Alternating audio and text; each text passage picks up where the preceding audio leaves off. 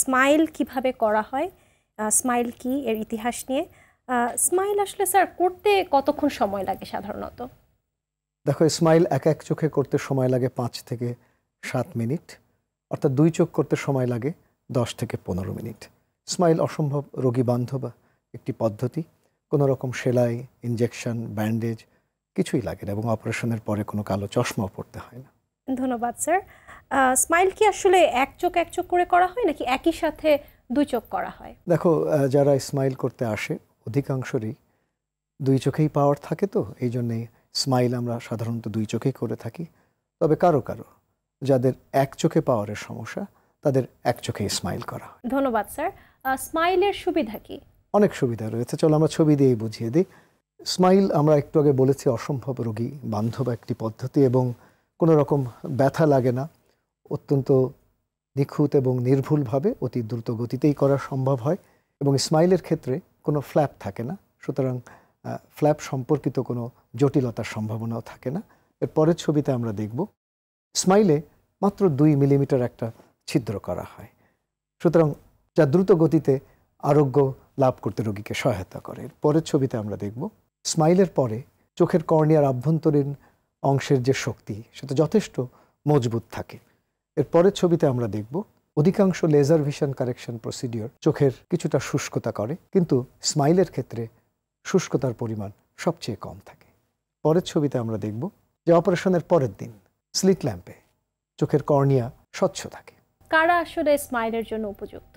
যারাই মাইনাস পাওয়ারের চশমা পরেন, তারা যদি চশমা ছাড়তে চান বা চশমার উপর নির্ভরশীলতা কমাতে চান, সৌন্দর্যের বিবেচনায় হোক অথবা শখের বশে হোক বা পেশাগত কারণে হোক, চিকিৎসার প্রয়োজনে হোক, যে কারণে হোক না কেন, এবং তাদের বয়স যদি 18 বছরের বেশি হয় এবং বিগত 1 বছরে তাদের পাওয়ার যদি 0.5-এর বেশি এবং তারা যদি স্মাইলের যে পরীক্ষাগুলো করতে হয় সেই পরীক্ষায় যদি উপযুক্ত বলে বিবেচিত হন, তখনই তাদের চোখে স্মাইল করা সম্ভব। আচ্ছা, আপনি বললেন যে উপযুক্ত হতে হবে, সেই উপযুক্ত হওয়ার জন্য কি কি ধরনের পরীক্ষা নিরীক্ষা আপনারা করেন? চলো ছবি দিয়ে দর্শকদেরকে আমরা বুঝিয়ে দিই। প্রথমেই স্লিট ল্যাম্পের মাধ্যমে আমরা ভালো করে চোখটা পরীক্ষা করি যে তার চোখের পাতায় কোনো মেবোমিয়ান গ্ল্যান্ড ডিসফাংশন রয়েছে কিনা, কর্নিয়া পাতলা হয়ে যাওয়া অসুখ, কেরাটোকোনাস আছে কিনা, বা চোখে শুষ্কতা রয়েছে কিনা। এর পরের ছবিতে আমরা দেখব প্রথমেই আমরা স্নেলেন ভিশন চার্টের মাধ্যমে দৃষ্টি পরীক্ষা করি। এর পরের ছবিতে আমরা দেখব যে অটোরেফ কেরাটোমিটারের মাধ্যমে আমরা চোখের দৃষ্টি ত্রুটি রয়েছে কিনা সেটা যেমন নির্ণয় করি এবং কেরাটোমেট্রির মাধ্যমে আমরা কর্নিয়ার বক্রতা পরিমাপ করি।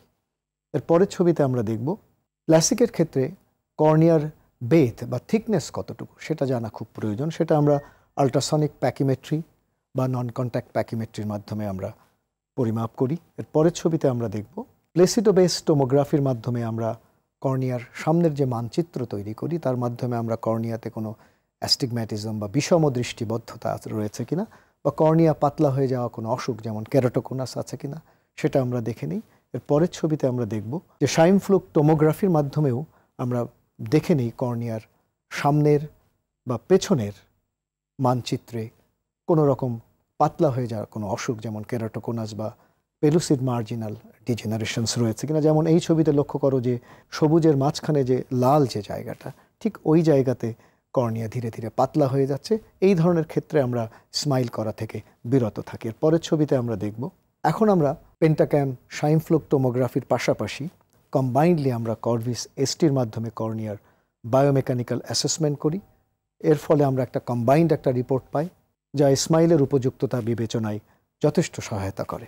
এর পরের ছবিতে আমরা দেখব ওয়েভ ফ্রন্ট অ্যাবারোমেট্রির মাধ্যমে আমরা চোখের ভেতরে যে সমস্ত উচ্চমানের বিচ্যুতি রয়েছে যেমন কমা, ট্রিফয়েল, টেট্রাফয়েল সেগুলো আমরা পরিমাপ করি।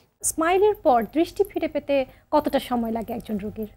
দেখো, স্মাইলের পরপরই একজন রোগীকে আমরা 3 থেকে 4 ঘন্টা চোখ বন্ধ রাখতে বলি এবং যেদিন স্মাইল করা হয় ওই দিন দৃষ্টি কিছুটা ঝাপসা থাকে, পরের দিন থেকেই দৃষ্টির উন্নয়ন ঘটতে থাকে, কিন্তু প্রথম 3-4 সপ্তাহ দৃষ্টির ফ্ল্যাকচুয়েশন হয়, অর্থাৎ একজন রোগী কখনো কখনো বেশ পরিষ্কার দেখেন, কখনো কখনো একটু ঝাপসা দেখেন।